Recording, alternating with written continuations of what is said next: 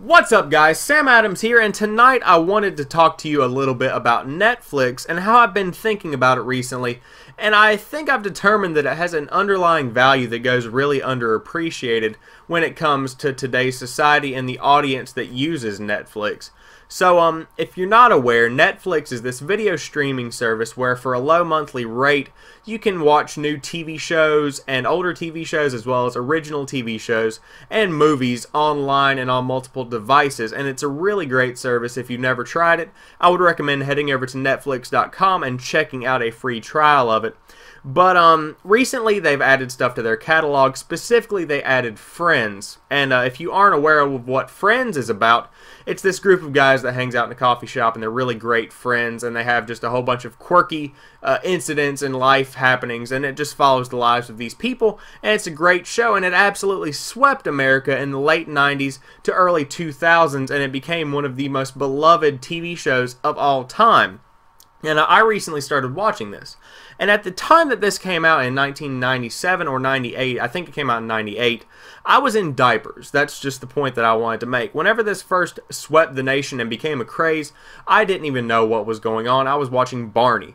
And that was unfortunate because I adore this show, and the morals and the values and the stories that it tells still hold value today. And this has happened to me multiple times since I've been subscribed to Netflix. I've watched The Wonder Years, I've watched Quantum Leap, I've watched Knight Rider, I've watched The Twilight Zone. All of these shows are kind of like time capsules if you really think about it. Obviously, The Twilight Zone is amongst the oldest, and the events that were going on in that era and the entertainment industry of the era in which it was made, the late 50s, early 60s kind of time period, is personified or, kind of encapsulated in that TV show and the attributes that that TV show has.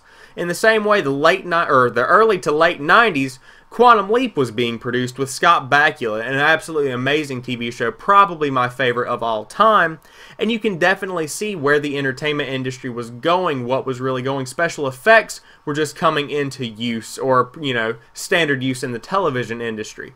The Wonder Years tells the story of young Kevin Arnold falling in love with Winnie Cooper and his life through the late 60s, early 70s kind of time period, and all of the historical events are kind of entombed inside of that TV show, which has been uploaded onto Netflix, and all of these have been pushed onto the internet and are available for us to watch. And I know personally I would have never watched any of these TV shows had they not been available on the Netflix catalog.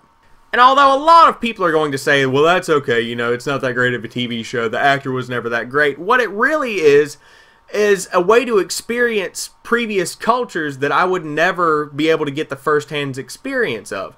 The early 90s, I would never be able to experience that solely because I wasn't born yet. In the 80s, 70s, 60s, all of these, I wasn't born yet. So what Netflix really is a digital library of cultures, specifically American cultures from my country and the movies and TV shows that I watch. But it's still just, it's frozen American culture in time, and we're available or allowed or able to go back and watch all of these pieces of history anytime we want, and I think that goes really underappreciated. Netflix is written off as just a source of entertainment where you can watch all of your favorite TV shows and movies, and although it does serve that purpose, if you look deeper into it, we all deserve to thank Netflix for the fact that they have provided for us an amazing digital library of the past and present of the American and world cultures and entertainment specifically that we would otherwise never be able to fully experience or hold on to for future generations. And I can't wait to see in 20 years, whenever my kids are watching Netflix, that they'll be watching The Middle and Modern Family and saying, man, you got to watch all these as a kid, that's awesome. And I fully predict that that's going to happen, and I again want to thank Netflix so much for making an amazing streaming service and digital library that is so valuable to us in the future.